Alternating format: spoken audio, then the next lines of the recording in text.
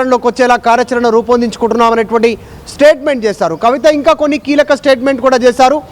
షర్మిలతో కవిత పార్టీని కంపేర్ చేస్తున్న నేపథ్యంలో ఆగ్రహం వ్యక్తం చేశారు. కవిత మీడియా పైన, సోషల్ మీడియా పైన, కొద్దిమంది పైన ఎందుకు మహిళలంటే చిన్న చూపు చూస్తూ ఉన్నారు. షర్మిల ఆమె చిన్న స్థాయిలో ఏం లేదు, ఆంధ్రప్రదేశ్లో ఒక జాతీయ పార్టీకి అధ్యక్షురాలుగా కొనసాగుతూ ఉన్నారు, ఆమె మంచి పొజిషన్లో ఉన్నారు కదా ఇప్పుడు. కాకపోతే షర్మిల చేసిన మిస్టేక్ ఏంటంటే తెలంగాణలో పార్టీ పెట్టడమే షర్మిల చేసినటువంటి మిస్టేక్.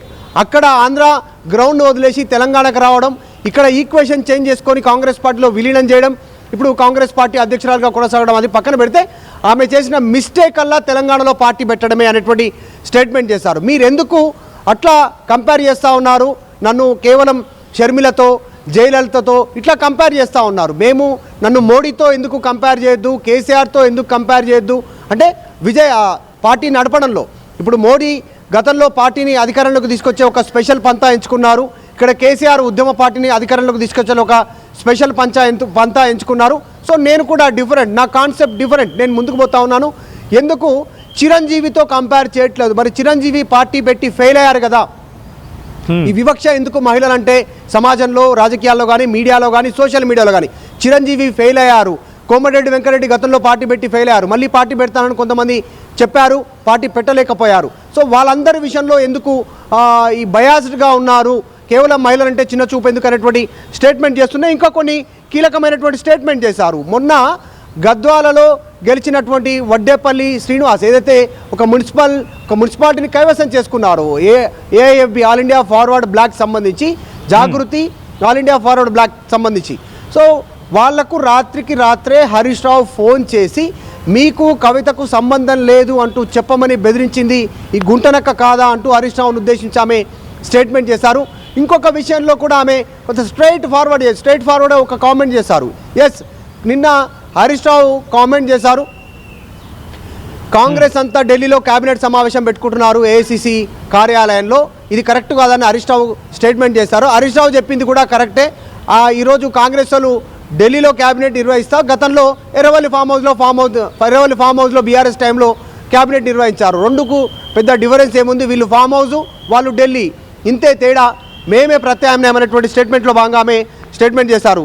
దాంతోపాటు ఇంకా కొన్ని కీలకమైనటువంటి అప్డేట్ ఈ మధ్యకాలంలో జరుగుతూ ఉన్నటువంటి దాంట్లో, మున్సిపల్ ఎన్నికల్లో ఒక పార్టీ నుంచి గెలిచి ఇంకో పార్టీలోకి పోవడం, అక్కడ చైర్మన్లు కావడం, వైస్ చైర్మన్లు కావడం, మొత్తం కాంగ్రెస్ పార్టీలో జాయిన్ చేసుకుంటుండడంతో ఇదేం కొత్త కాదు. కాంగ్రెస్ గతంలో బీఆర్ఎస్ చేసిందో ఇప్పుడు కాంగ్రెస్ అదే చేస్తూ ఉంది. నీవు నేర్పిన విద్యే నీరజాక్ష అనేటువంటి విధంగా గతంలో బీఆర్ఎస్ ప్రధాన ప్రతిపక్షం ఉండొద్దని అందరినీ కలుపుకుంటే, ఇప్పుడు కాంగ్రెస్ కూడా ప్రధాన ప్రతిపక్షం బీఆర్ఎస్ ఉండొద్దని అందరినీ తన లోపల కలుపుకుంటా ఉంది. అంటే రాజకీయాల్లో వాళ్ళే ప్రతిపక్ష పాత్రకు వెళ్లే సిద్ధంగా, అంటే ప్రతిపక్ష పాత్రను నేను ఫుల్ఫిల్ చేయబోతున్నాను, ఇంకెవరు పోరాటం లేదు అంటే బీఆర్ఎస్ కావచ్చు, బీజేపీ కావచ్చు, ఇక్కడ ఇండైరెక్ట్గా వాళ్ళ పేరు ప్రస్తావించకపోయినప్పటికీ కూడా ప్రతిపక్ష పాత్ర నేనే పోషించబోతున్నానంటే ఆబ్వియస్లీ ఇంకా వినిపించే మాట దాని భావం అదే వస్తుంది. కాబట్టి నెక్స్ట్ ఎటువంటి వ్యూహంతో వెళ్తున్నారు? ముందుగా ప్రతిపక్ష పాత్రను ఫుల్ఫిల్ చేయాలి, ఆ తర్వాత అధికారం గురించి ఆలోచించాలి, ఈ వ్యూహంతో వెళ్తున్నారు, లేకపోతే నేరుగా టార్గెట్ నెక్స్ట్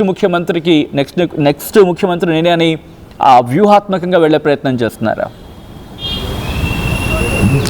ఎగ్జాక్ట్లీ, కవిత ఒక క్లారిటీ ఇచ్చే ప్రయత్నం చేశారు. ఇప్పుడు బీజేపీ, బీఆర్ఎస్, కాంగ్రెస్ని విమర్శిస్తున్నటువంటి కవిత ఈ మూడు పార్టీలలో తెలంగాణ అనేటువంటి ఒక ఉమ్మడి పదం మిస్ అయ్యారు వాళ్ళంతా కూడా. సో బీఆర్ఎస్ కానీ, కాంగ్రెస్ కానీ, ఇటు బీజేపీ కానీ తెలంగాణ అనేటువంటి అంశాన్ని పక్కన పెట్టారు, ఆ ఎజెండాని వాళ్ళు తీసుకోవట్లేదు.